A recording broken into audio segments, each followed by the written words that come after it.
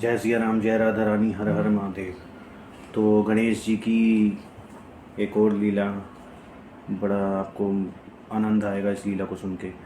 माँ पार्वती का एक दिन आदेश आया गणेश जी के लिए। माँ पार्वती ने गणेश जी को उत्पन्न किया और माँ पार्वती बोली, हे तात, मेरे वचनों को सुनो।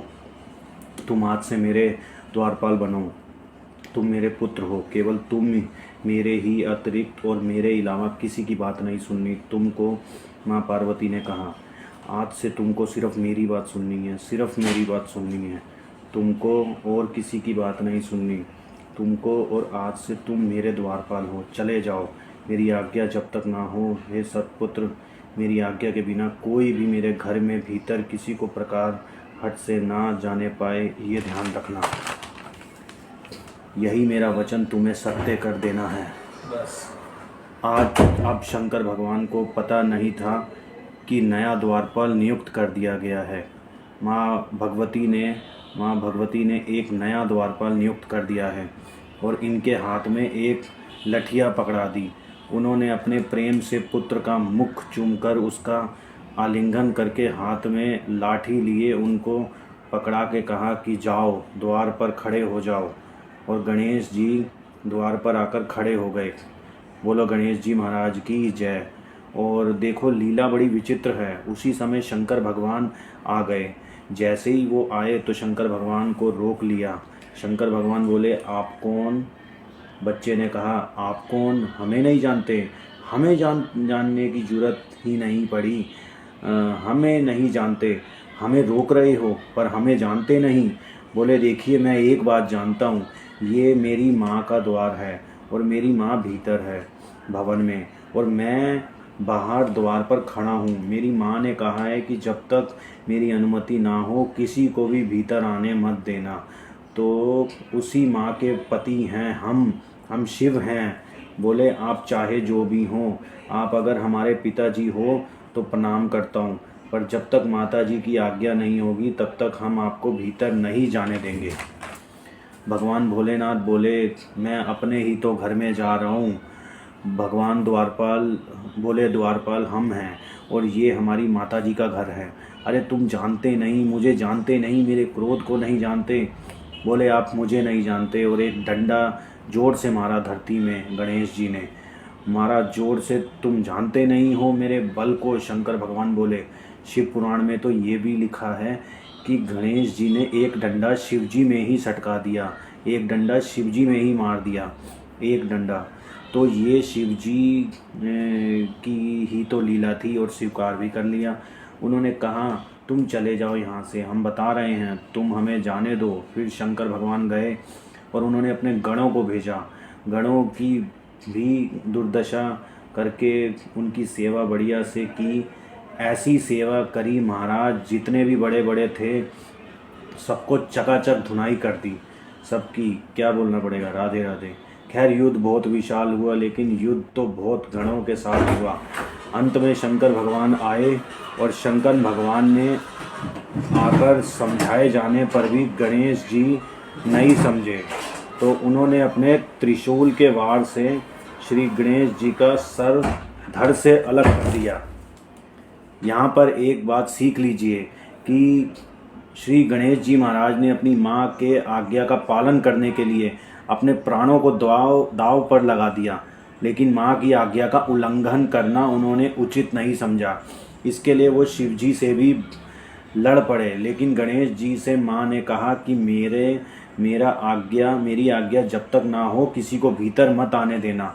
और गणेश जी ने कहा, कोई नहीं आएगा, चाहे शिव हो, चाहे क्यों ना आ जाए, चाहे सृष्टि का रचयिता ब्रह्मा क्यों ना आ जाए, चाहे सृष्टि का पालन करता विष्णु क्यों ना आ जाए, जब तक मेरे प्राण रहेंगे तब तक इस भवन में कोई नहीं आएगा, और जब तक आपकी आज्ञा ना हो। ऐसा त्रिशूल का प्रहार किया महाराज, प्राण निकल गए। और माँ भगवती पार्वती जी ने यह सब जब सुना कि मेरे पुत्र का वध हो गया है, गिरजा देवी अत्यंत क्रोधित हो गई और उन्होंने कहा, हाय हाय, मैं क्या करूं, कहाँ जाऊं, मुझे बहुत बड़ा दुख उत्पन्न हो गया है। इसके मरने से तो मुझे बड़ा कलेश हो रहा है। यह दुख किस प्रकार दूर हो सकता है। सभी देवताओं तथा गणों ने मेरा पुत्र मार डाला, अतः मैं इनका नाश कर दूंगी अथवा प्रलय कर दूंगी। इस प्रकार दुखी हुई सर्वलोक महेश्वरी उसी क्षण कुपित होकर करोड़ों शक्तियों को उत्पन्न कर डाला। मुनीश्वरों, यह सुनकर शंभु की शक्ति महामाया प्रकृति ने क्रोध से भरकर सभी शक्तियों से कहा, हे शक्तियों, हे देवियों, तुम सब मेरी आज्ञा से प्रलय कर डालो। इसमें आप सभी को विचार नहीं करना चाहिए है। देवियों, तुम देवता, ऋषि, यश, राक्षस तथा सबको तुम खा डालो। इनको खा जाओ, इनका नाश कर दो। इन्होंने मेरे बेटे को मार दिया सबको। माँ का प्रचंड विकराल रूप प्रकट हो गया वहाँ पर। तब ब्रह्मा जी कहते हैं, माँ पार्वती की आज्ञा मानकर वह सभी शक्तियाँ दौड़ पड़ी और भगवान को लगा ये तो नरसंहार हो जाएगा। और शंकर भगवान ने कहा ये ठीक नहीं है देवी, शांत हो जाओ। और जब शंकर भगवान का भी क्रोध शांत हो गया था और देवियों के आगे तो सबका ही गुस्सा ठंडा हो जाता है। शिवजी ने कहा, अब आपने क्रोध को शांत करो। तब देवी जी ने कहा, यदि मेरा पुत्र जीवित हो जाए, तुम लोगों के बीच प्रथम पूज्य हो, यह संहार नहीं होगा और तुम लोग मेरे पुत्र को सर्वपूज्य मान लो, सर्वप्रथम पूज्य बना दो और तुम मेरे पुत्र को जीवित कर दो, तो मैं ये संहार होने से रोक सकती हूँ। माँ भगवती ने कहा। ब्रह्मा जी बोले, माँ भगवती के द्वारा इस तरह कहे जाने पर सभी ऋषियों ने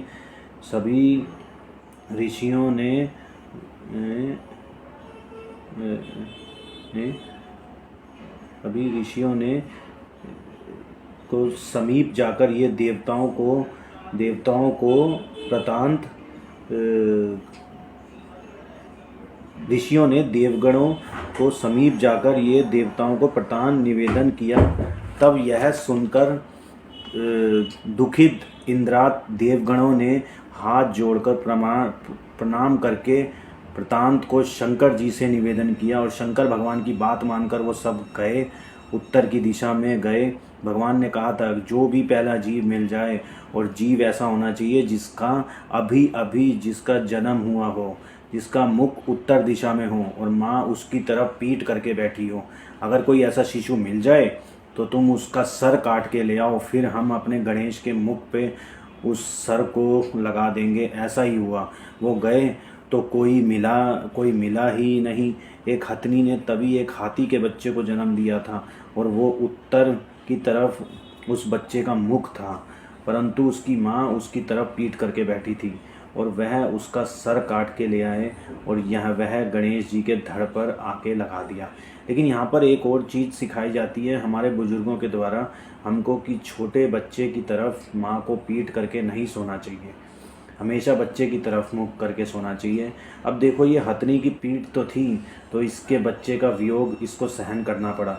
तो इस तरीके से गणेश जी महाराज का प्राकट्य हुआ। बोलो गणेश जी भगवान की जय। जय सिया राम, जय राधा रानी, हर हर महादेव।